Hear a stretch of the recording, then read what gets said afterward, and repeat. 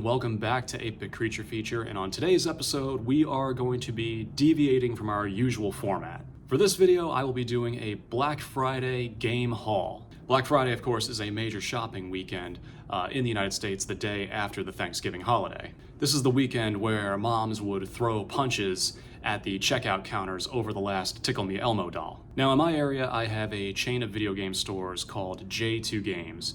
And it's not just retro, they have new stuff, collectibles in general, but every Black Friday they do a really good sale, and it's just a good time for me to stock up and get things that I need, things that I'm looking for. They have 3 locations across central New Jersey, and the staff has always just been very friendly, very helpful. The stores themselves are just very neatly organized, so if you're in the area, I definitely recommend checking them out, and I will include a link to their site down below in the description. So before we go ahead and we take a look at what I picked up, this is going to be a little bit of a shorter video. It's not going to be a full breakdown review of any of these games. That will obviously be saved for a different show that exists on this channel. So up first we have the original Double Dragon. It's a popular arcade title, not to mention a very well-known franchise. I do love me some Double Dragon. In particular, I'm a big fan of Double Dragon 2. But that's not to leave out the first game. I didn't have it, I needed it. I was able to get it at a pretty good price. It is a very difficult game, but it has a super memorable soundtrack, and while I do think that Double Dragon 2 plays better than the original Double Dragon, like I said, you can't leave it out. It is a surefire classic. Up next, we have Star Soldier. Star Soldier is a pretty simple vertical scrolling shooter. Not much to it. I do love my vertical or horizontal scrolling shooters. Pretty simple premise here, pretty standard premise. You know, it's sci-fi themed, you're in outer space, you're blasting the aliens, you're avoiding obstacles. Simple game, and that's kind of why I like a lot of shooters like this to begin with. You know, they're just easy games to put on, play, turn your brain off, and just enjoy yourself for a couple of stages until the game gets too frustrating and you turn it off.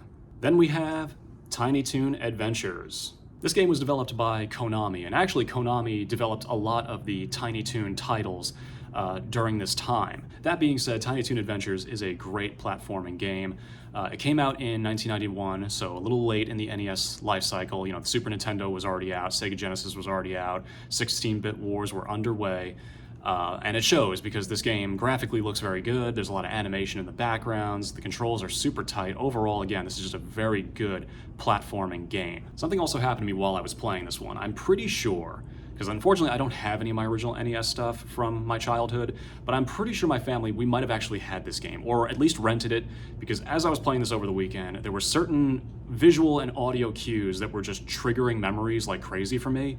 So I'm pretty sure we had this game. I've definitely played this one before. And last but not least, and I'm actually a little ashamed to be saying that I'm adding this one to my collection now, but again, I don't have a lot of my original stuff from my childhood, and I'm kind of on this journey of rebuilding and reacquiring things.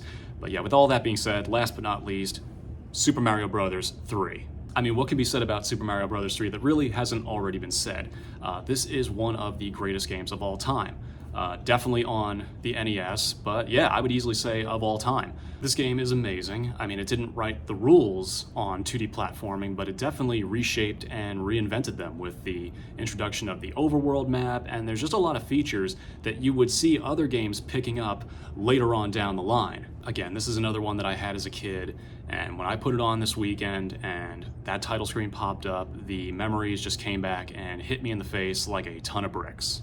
And that's going to wrap up our Black Friday haul video. So again, not a lot of stuff. Was on a little bit of a budget this year, but that's okay. You know, got some stuff I needed, got some stuff that I'm definitely going to enjoy having again. And hopefully in the future there'll be more videos like this. I do like, especially in the warmer seasons, I do like going to flea markets and doing a little bit of game hunting and retro nostalgia hunting in general, so hopefully there'll be more videos like this to come. As always, please like and subscribe, and definitely feel free to leave a comment down below. You know, I always love to hear your thoughts. Once again, thank you all for watching, and I will see you all in the next one.